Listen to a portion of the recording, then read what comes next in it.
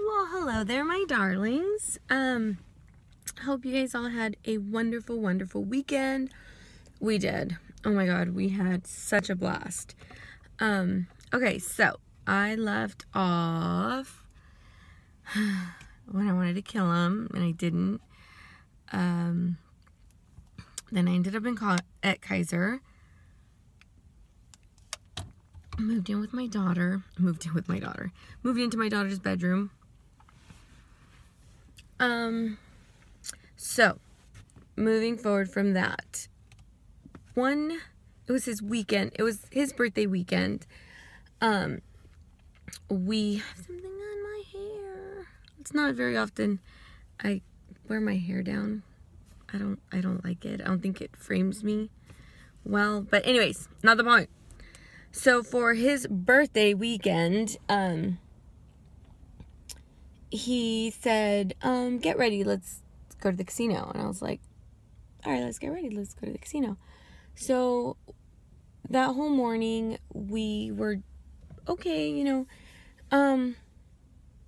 he was still calling me names, blah, blah, blah, blah, blah. So he says, let's go to the casino. I believe it was the first weekend of April.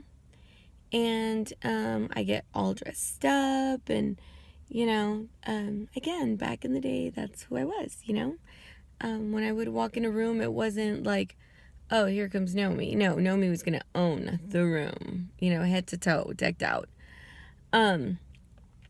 So we're on our way to the casino, and the song comes on, and I'm, singing to it, and he just had a fit about it. He was asking me if that song reminded me of my lover, and if I was thinking about him, and I should just fess up about it. He already knows. And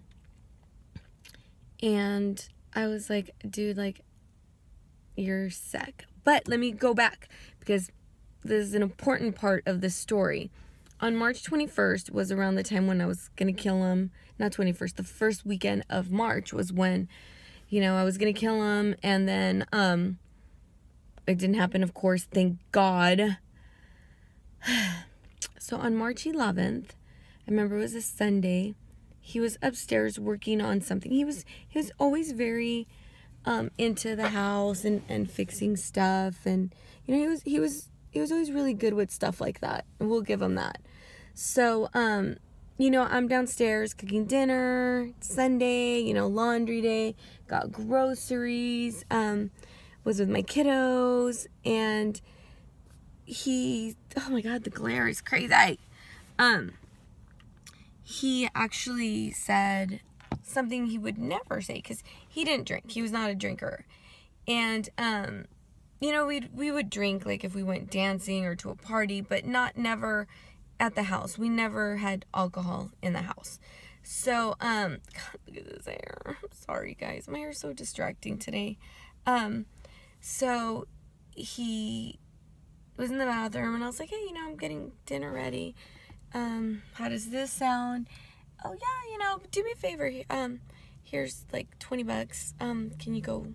Why don't you go to the store and get some beer? And I was like, okay. So I did. Why is this glare so horrible? Okay, better. I went and I got beer, and I came back, and, it started getting late, and I remember I went upstairs, and I said, hey, are we gonna eat dinner? And he was like, you know what, I'm not hungry. And I'm like, okay, well, you should have told me that before I started dinner. So he comes downstairs, and he says, you and I need to talk. And I was like, sure, By this time, I'm not trying to pick fights. I'm trying to just kind of go under the radar, at all times, because now I know that anything is gonna trigger name calling and all that jazz. So he said, do you know how hard it is for me to imagine another guy? And I'm like, I'm pretty sure it's as devastating as how I imagined you screwing with my friend and the chick in Mexico and probably this Claudia chick now. And he was like, no, I just want you to know that somebody at the gym said you were fucking somebody at the gym. And I was like I was fucking somebody at the gym, like on premises, or somebody from the gym. It wasn't computing in my brain. Sorry. And he was like, no, you're fucking somebody from the gym. And I'm like, here we go again. So my son, my oldest, he worked at the gym. And there were times when, lots of times, I would, because I had no life, you know, my life was the gym, my nail shop, the gym, and my nail shop. Other than that, I had no life. So, because when he asked me to quit my job, I quit my job, and I just felt useless and like, no, this isn't who I am. So, the little that I did have save up, you know, I opened a nail shop. We opened it together. Because I said, you know what, you don't want me to work because there's guys around, and where there's guys around, obviously there's stick around. So, why don't we open a shop? So we did, and it was very lucrative, let me tell you. And, so I would work out before I opened the shop, before I scheduled anybody. You know, I would always make it a point to have my first appointment at 11. So I would work out from 7 to like 10, and then take a shower, and then start my day. And I wouldn't leave till about, I wouldn't stop doing nails sometimes till 10 p.m. because I didn't want to be home. If I did stop doing nails or had no appointments after 7 p.m., then I would go to the gym again that day. So I would do 2-a-days almost all the time. So, you know, there was times where, because my son did work at the gym, he would work out with me. And then he would come home from the gym and be like, who are you working out with? And I'd be like, Daniel, our son. Then he would be like, no, you weren't working out with Daniel. I go, tell whoever the hell is, I don't even understand why people at the gym would care who the fuck I was working out with. Like, why is it your business? So I'd say, well, how about this person who's told you this? Why don't you point him out to Daniel? And then that's how you're going to get your answer. So that's how it was, you know? And then he'd be like, oh yeah, you're working out with Daniel. So when he told me that somebody told him that I was fucking with somebody at the gym, I was like, A, why do you care?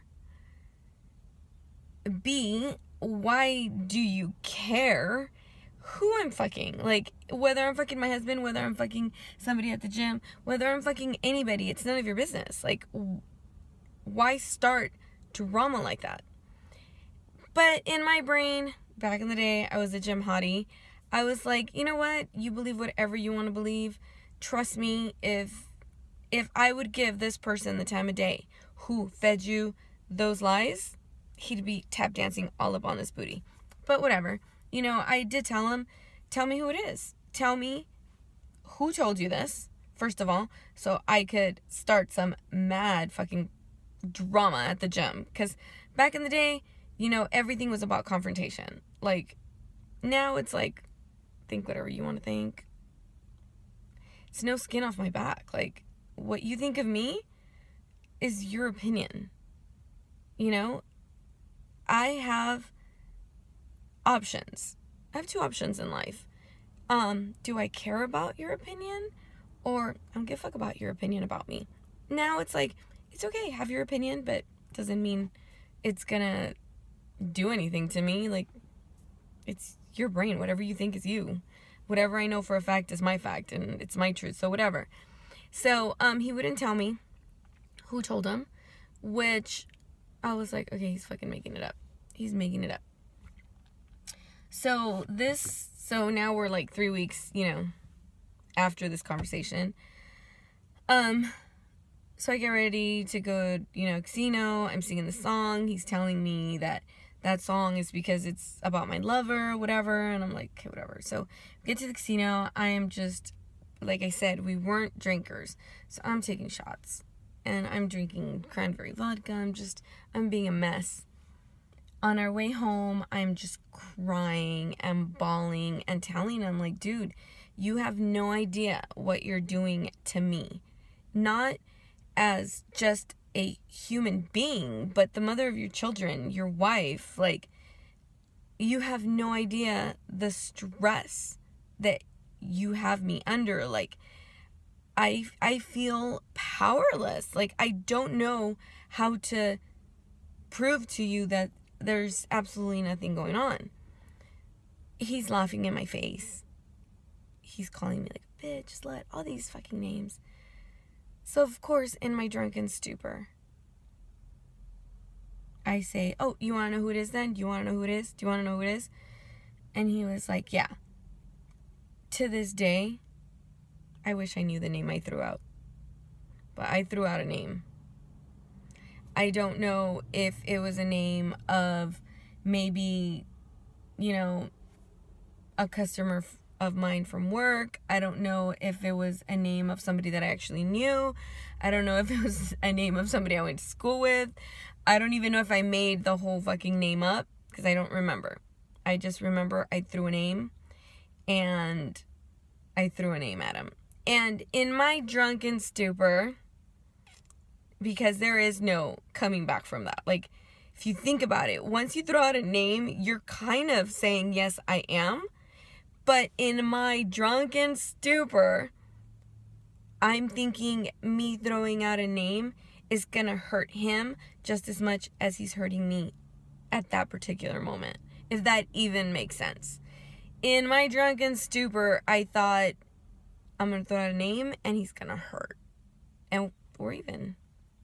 We're even. I didn't know it was going to open another door to more bullshit. But it did. Stupid me. Stupid me. I should have kept my mouth shut. I shouldn't have drank. I shouldn't have done a lot of things. But I did. And stupid me for doing it then. But that was legit the most amazing thing I've ever done. Because here I am. You know? But whatever. So he's like, I fucking knew it, blah, blah, blah. So we get home.